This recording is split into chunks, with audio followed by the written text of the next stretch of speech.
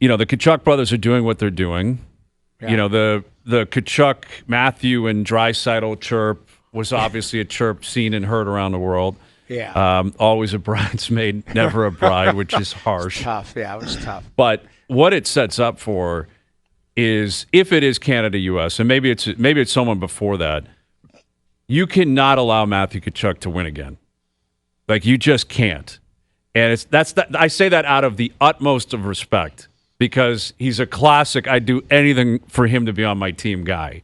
But for him to win Stanley Cup gold in 3 years would be insufferable. Insufferable, but also the most success I can think of a high-end villain or heel ever.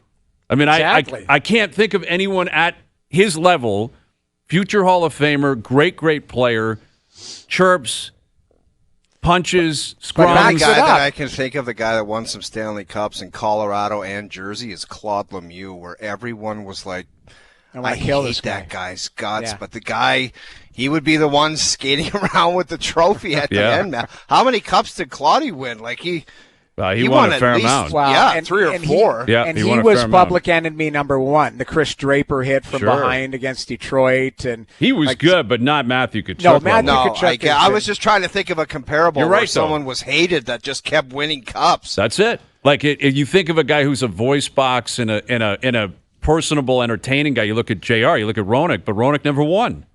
Right. Roenick never won cups. And Claude Lemieux was that villain, hated, but wasn't at the same level in terms of, skill and production and importance, and he's not a Hall of Famer.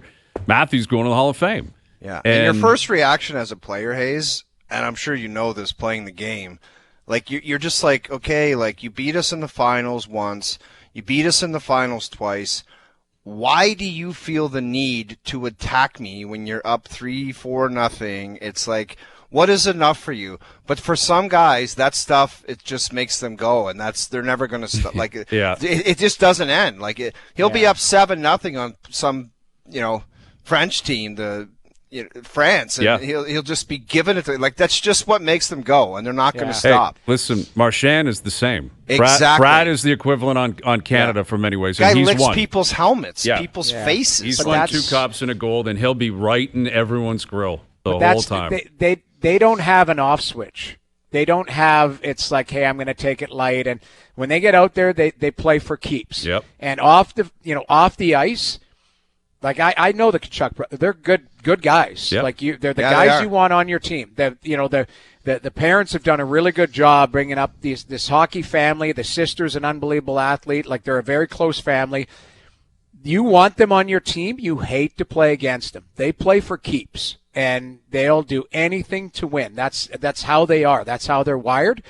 But it is tough, because eventually you see, Florida's not going to win a cup every year. Like, Matthew's not going to have that success. And people, when you're on your way up or you're at the top, people are waiting to kick you in the ass on the way down too, right? Yep, like, that's right.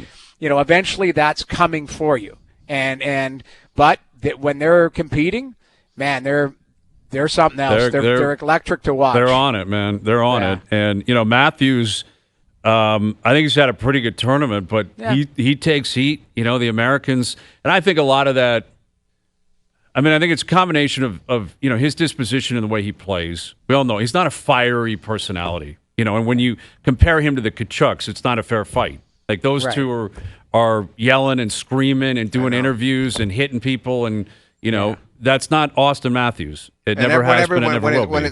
When it's side by side, everyone's like, how come you're not like that? Right. Exactly. Yeah. And that's why, again, you look at his history in Toronto, if one of those guys were with him, his history would be different. But he's been with Marner and Nylander and Tavares, who are exactly like him. No kidding. Like, the exact same personality, and they play the same way. No hitters and just going out and ultimate skill, fiery. They want to win. They're giving you 100% effort, but they're not wired the same way, and they don't play the same way. So, you get to a moment like this, and it's like, well, why aren't you like that? And I do think there is the fact that he's a Maple Leaf just factors into this. By the way, it didn't take I you have 10 to years believe that. I think you didn't think it didn't take you 10 years to figure out that that's kind of weird and backwards, right? That all of them are exactly the same. Well, it's a big reason as to why they have 2 playoff wins in 9 years. Yeah, Exactly. I mean, listen, the band's broken up. They've still got to find their way. I mean, this Nylander, if he's got an opportunity, if somehow Sweden shocks the world, like he's going to be front and center. Big That's time. I think he'll be the guy that is front and center.